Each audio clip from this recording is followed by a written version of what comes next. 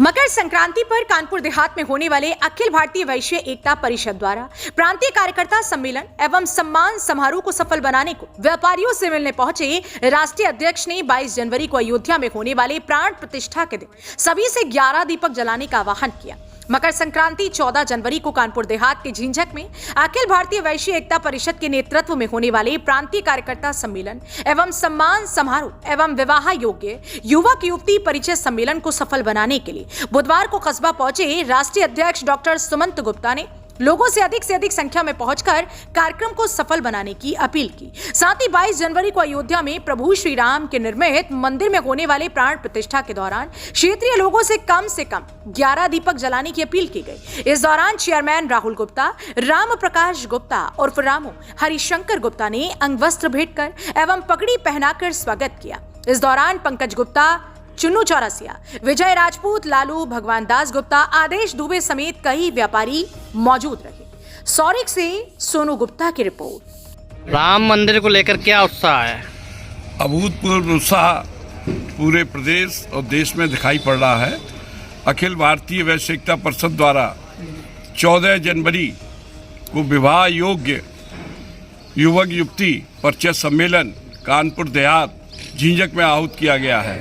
इस सम्मेलन के माध्यम से वैश्य समाज के विभिन्न उपवर्गों को एक स्थान पर जोड़कर उनके बीच में संबंध स्थापित कराना, एक दूसरे का परिचय कराना इस कार्य का प्रमुख उद्देश्य है। इसके साथ ही 14 तारीख को हम लोग कुछ संकल्प भी ले रहे हैं। सबसे बड़ा संकल्प ये है कि 22 जनवरी को जो अयोध्या में भगवान राम की प्राण प्रतिष्ठा हो रही है, उस पर 2 अपील है कि पूरे प्रदेश में हम सभी लोग अपने कस्बों में, नगरों में, मोहल्लों में दीपोत्सव का पर्व मनाने काम करेंगे और अपने घर में कम से कम 11 दीपक प्रज्वलित करके अपने को अहोभाग्य समझेंगे, क्योंकि पूर्वज जो हमारे थे उन्होंने मंदिर टूटते हुए देखा और हम लोग बड़े सौभाग्यशाली हैं कि हम मंदिर बनते हुए देख रहे हैं और भगवान राम की प्राण प्रतिष्ठा 22 जनवरी को अयोध्या के अंदर हो रही है। तो इसलिए हम लोग दीपोत्सव का पर्व बड़े उत्साह, उल्लास, उमंग के साथ अपने आवास पर, अपने व्यापारिक प्रतिष्ठानों पर, अपने घरों पर मनाने का काम करेंगे। स्वामी प्रसाद मौर्य को क्या हो गया है? वो इन विषयों को हमारा इससे कोई नहीं, सभी तरह के लोग होते हैं और कुछ जिन्हें गाली देकर अपने को प्रतिष्ठित करने का काम करते हैं। आज के इस माहौल में उनका कोई औचित्य नहीं है और इस प्रकार की चर्चा करना आज बेईमानी होगी। पूरा समाज और पूरा देश राममय हो चुका है। इसमें हमने 2-3 मांगे प्रमुख रूप से रखी हैं कि लिव इन रिलेशनशिप देश के लिए, समाज के लिए घातक है, ये कैंसर है, इसे समाप्त किया जाना चाहिए। लव मैरिज में विशेष बात यह है कि दोनों परिवारों के अभिभावकों के सहमति और हस्ताक्षर होना अनिवार्य है। वैवाहिक संबंध हम लोग सरलता के साथ, सादगी के साथ मनाएं। व्यंजन की मात्रा जो भोजन में असीमित हो जाती है, अनेकों प्रकार के व्यंजन परोसे जाते हैं, उसमें सीमित संख्या में व्यंजन होने चाहिए। इसके साथ ही लिव इन रिलेशनशिप ये कैंसर है, इसे रोका जाना चाहिए।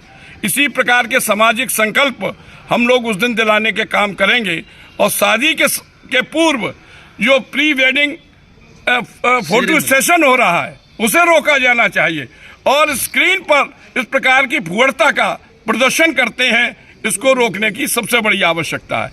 ये सामाजिक संकल्प उस दिन हम लोग दिलाएंगे और ये भी दिलाएंगे कन्या भ्रूण हत्या पाप है, बच्चे और बच्ची सब समान है, सबको शिक्षित करने का काम हम सब लोग करें।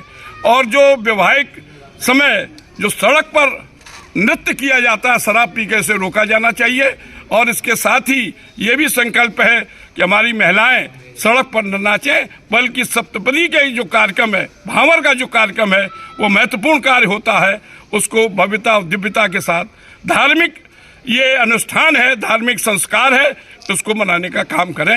ये 14 तारीख को हम लोग झिंझक में ये कार्यक्रम भव्यता और दिव्यता के साथ आहूत करेंगे। इसमें हम सभी लोगों को आमंत्रण करने के लिए आए हैं और 14 तारीख को आपके सौरिक के जो नवनिर्वाचित नगर पालिका अध्यक्ष हैं माननीय राहुल गुप्ता जी, उनका सम्मान का कार्यक्रम 14 तारीख को विवाह योग्य युवती परिचय सम्मेलन में हम लोग करने का कार्य करेंगे।